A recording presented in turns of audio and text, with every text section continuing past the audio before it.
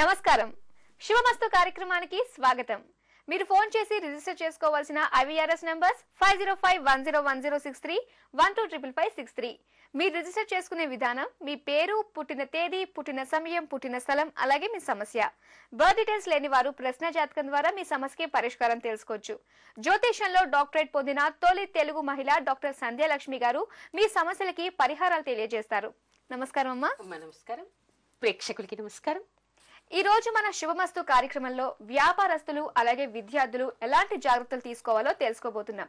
అమ్మ, ముఖ్యంగా వ్యాపారస్తులు ఈ కొత్త సంవత్సరంలో ఎలాంటి నిర్ణయాలు తీసుకుంటే మంచిదంటారు? వ్యాపారస్తులు ఎలాంటి నిర్ణయాలు తీసుకోవాలి? ఎవరైనా సరే ఒక కొత్త సంవత్సరం వచ్చిందంటే పోయిన సంవత్సరం మనం ఎలాంటి పొరపాట్లు చేశాం, తర్వాత ఎలా నష్టపోయాం అనేటువంటిది ఆలోచించి అలాంటి పొరపాట్లు ఈ సంవత్సరం చేయకుండా వాళ్ళు ప్రణాళిక సిద్ధం చేసుకోవాలి. కానీ మరో కోణంలో కూడా ఆలోచించాలి. అదేమిటంటే వాళ్ళ జన్మ జాతకంలో ఈ సంవత్సరం బాగుందా లేదా అనేటువంటి పరిశీలన చేసుకున్న తర్వాత మాత్రమే కొత్త పెట్టుబడులు పెట్టాలి. అలాగే అమ్మ, అలాగే వ్యాపారానికి సంబంధించి ఏ రాశి వారికి ఎలా ఉండబోతుందంటారు? అనుకూలంగా ఉంటుందంటారు ఏ రాశులకి?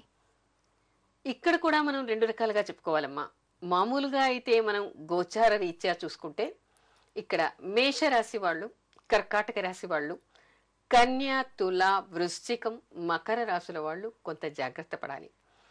అంటే పెట్టుబడులు పెట్టే ముందు చాలా వాళ్ళ వ్యక్తిగత జాతకాలు కూడా తీసుకుని వాళ్ళు ఆలోచించి పెట్టుబడులు పెట్టాలి. అలాగే కొత్తగా ఏదైనా వ్యాపారం స్టార్ట్ చేయాలి అనుకున్న వాళ్ళకి ఎలా ఉండబోతుందంటారు?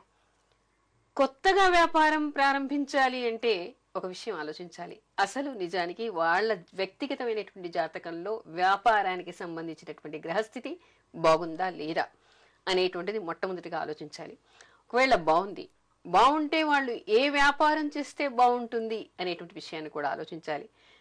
ఏ వ్యాపారం చేసినా ఈ సంవత్సరం బాగుందా లేదా, ఈ సంవత్సరం వాళ్ళకి గ్రహస్థితి దశాంతర్దశలు బాగున్నాయా లేదా కూడా చూసుకోవాలి. అవన్నీ చూసుకున్న తర్వాత మాత్రమే పెట్టుబడులు పెట్టాలి. అలాగే వ్యాపారంలో భాగస్వాములు చేర్చుకోవడానికి ఎలాంటి జాగ్రత్తలు తీసుకోవాలంటారు? ఇది చాలా మంచి ప్రశ్న.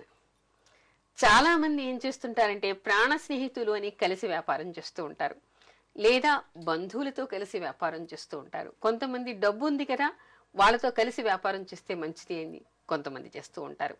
ఏది ఏమైనా ఎన్నో కోణాల్లో ఆలోచించి భాగస్వాముల్ని చేర్చుకుంటూ ఉంటారు, లేరు తాము ఇంకొకరితో భాగస్వాములుగా కలుస్తూ ఉంటారు.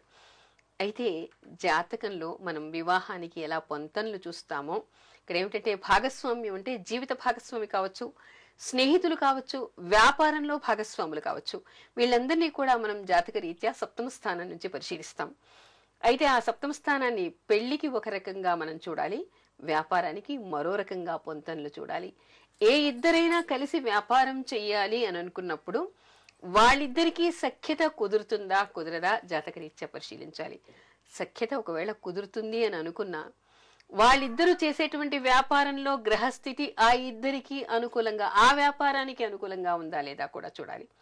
అది కూడా బాగుంది అనుకుంటే చేసేటువంటి సంవత్సరంలో వాళ్ళిద్దరికి గ్రహస్థితి అనుకూలంగా ఉందా లేదా, ఈ మూడు కోణాల్లో ఆలోచించిన తర్వాత మాత్రమే భాగస్వాములతో కలిసి వాళ్ళు వ్యాపారం చేయాలి. ఓకే అమ్మ, ఒక కాలర్ లైన్ లో ఉన్నారు, విజయ జ్యోతి గారు.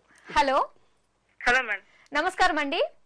నమస్తే మేడం. విజయ జ్యోతి పేరు మీద రిజిస్టర్ చేసుకున్నారు. ఒకసారి బర్త్ డీటెయిల్స్ కన్ఫర్మ్ చేసుకుందామండి. ఓకే. 4th September 1984 ఉదయం 7:45 అలాగే మీరు రిజిస్టర్ చేసుకున్న సమస్యలు ఆరోగ్యం బాగా ఉండట్లేదని, ఆర్థిక సమస్యలు ఉన్నాయని రిజిస్టర్ చేసుకున్నారు. మేడం తో మాట్లాడండి. నమస్కారం అమ్మా. మేడం నమస్తే మేడం.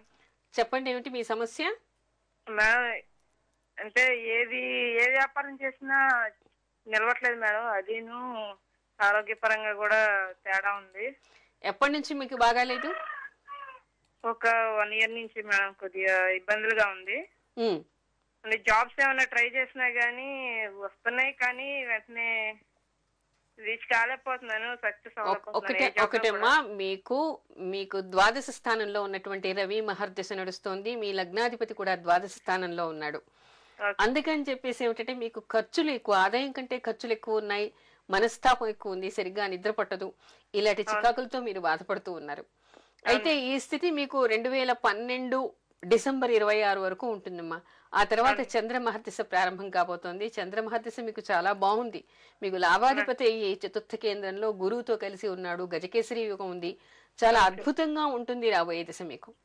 అంటే జాబ్స్ ఏమన్నా వచ్చే మీరు జాబ్ కోసం ప్రయత్నం చేయొచ్చమ్మా, చేస్తే మీకు జాబ్ వచ్చేటువంటి అవకాశం ఉంది. చాలా బాగుంటుంది, మీరు అనుకున్నటువంటివన్నీ కూడా మీకు నెరవేరుతాయి.